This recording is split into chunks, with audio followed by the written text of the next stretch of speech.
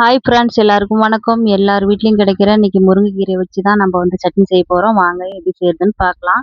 அதுக்கு பாருங்கள், எண்ணெய் ஊற்றி வச்சு கடுகு போட்டுட்டேன். கடுகு போட்ட உடனே மிளகு சீரகம் போட்டிருக்கேன். மிளகு சீரகம் போட்ட உடனே கடலப்பருப்பு போட்டுக்கலாம். கடலப்பருப்பு போட்டு முடித்ததும் நம்ம வந்து காஞ்ச மிளகாய் போட்டுக்கலாம். காஞ்ச மிளகாய் போட்டு வந்ததும் உடனே வந்து பூண்டு போட்டுக்கலாம். 4 பூண்டு வந்து தோலை உரிச்சிட்டு போட்டிருக்கேன்.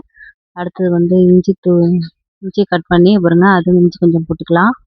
அடுத்தது வந்து முருங்கைக்கீரை வந்து உருவி வச்சுருக்கேன், அதையும் போட்டுக்கலாம். அது போட்டுட்டு அடுத்தது வந்து ஒரு சைஸ் பெரிய வெங்காயம், அடுத்தது 2 தக்காளி, அடுத்தது புதினா, கொத்தமல்லி கொஞ்சம் அதுக்கு சேர்த்துக்கலாம். அடுத்தது வந்து கொஞ்சம் நெல்லிக்காய் சைஸில் புளி எல்லாம் போட்டுட்டு எல்லாத்தையும் நல்லா கிளறி விட்டுட்டு கொஞ்சம் மூடி போட்டு வேக வச்சிடலாம். அடுத்தது வந்து உப்பு தூவிக்கலாம். தேவையான அளவுக்கு உப்பு போட்டுட்டு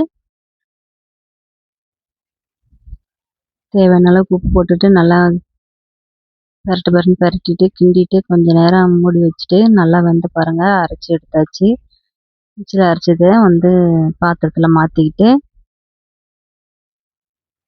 உப்பு காரம் கரெக்டாக போட்டு அடுத்தது தாளிப்பு ரெடி பண்ணிக்கலாம். அடுத்தது வந்து எண்ணெய் ஊற்றி தாளிக்க கரண்டி வச்சுருக்கேன். வச்சுட்டு வந்து எண்ணெய் ஊற்றிக்கலாம். எண்ணெய் ஊற்றிட்டு 2 டீஸ்பூன் கடுகு போட்டுட்டு பொரிய விட்டுட்டு இப்போ அதில் வந்து கடுகு பொரிஞ்சதும் எடுத்து ஊற்றிட்டு கிண்டிட்டு நல்லா மெதுன்னு இட்லி பாருங்கள் சுட்டு வச்சுருக்கேன்.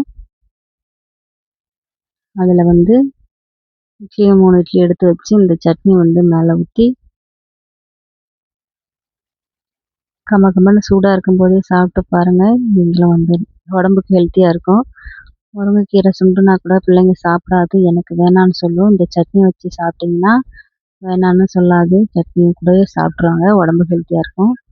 ஓகே ஃப்ரெண்ட்ஸ், நான் வந்து இன்றைக்கி வந்து 2 இட்லி சாப்பிட்ற இடத்த 4 இட்லி சாப்பிட்லாம், 4 இட்லி சாப்பிட்ற இடத்த 5 இட்லி சாப்பிட்லாம். அவ்வளோ ஒரு டேஸ்ட்டாக இருந்தது. உண்மையாக சொல்கிறேன், பொய் சொல்லலை. நீங்கள் வேணால் ஒரு முறை ட்ரை பண்ணி பாருங்கள். எல்லார் வீட்லேயும் முருங்கைக்கீரை இருக்குமானா இருக்காது. சில பேர் வீட்டில் வச்சுருப்பாங்க, சில பேர் வீட்டில் கடையில் வாங்கிட்டு வந்து செய்வாங்க. வாங்கிட்டு வந்து செஞ்சு பாருங்கள், ரொம்ப டேஸ்ட்டாக இருந்தது. Okay friends.